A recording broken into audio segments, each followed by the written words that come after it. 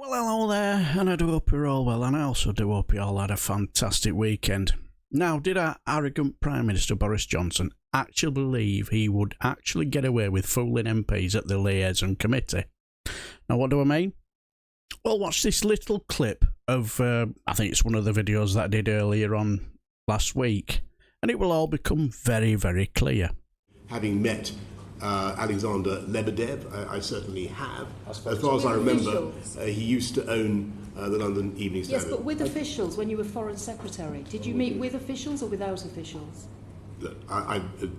I certainly met him without officials. Right. And as I say, he's a perhaps you could write to us proprietor of a perhaps you could write to us with a specific very happy specific answer to that very specific question. Yes.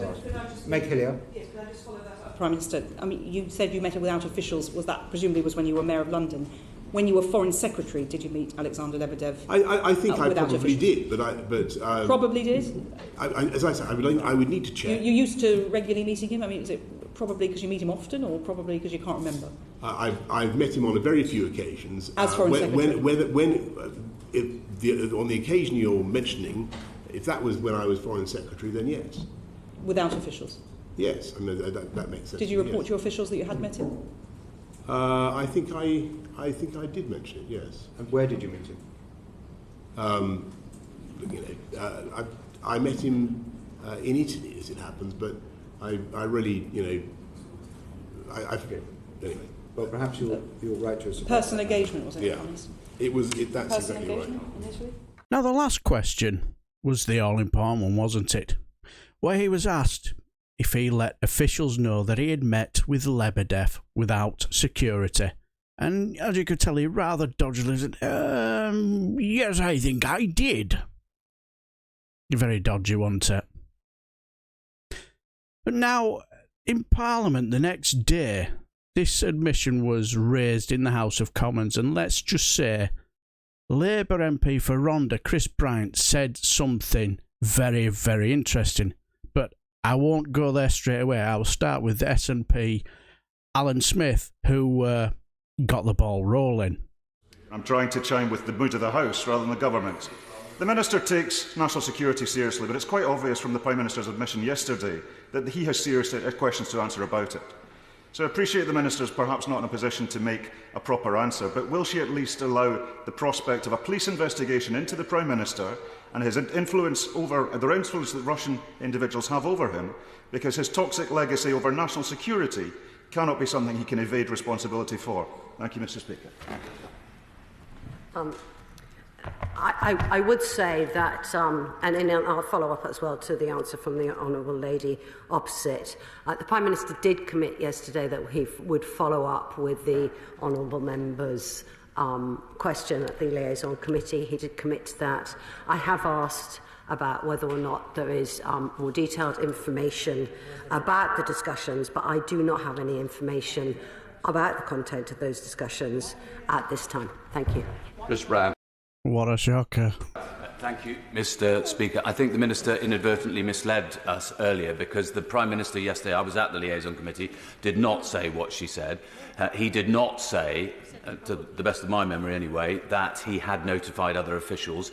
If he had notified other officials, surely, as the Minister would understand, that meeting would have appeared on the list on the transparency records of the Foreign and Commonwealth Office for April 2018, and it is not there. So either she has misled us inadvertently today, or the Prime Minister did so perhaps more deliberately previously. Mr. Speaker, I was obviously not at the Liaison Committee yesterday. I was, as you may know, giving the ministerial statement in order to fast-track the ratification of Finland and Sweden to joining NATO, another measure that is absolutely crucial to the safety and security here, and then later on in the Chamber ensuring that we pass the funding.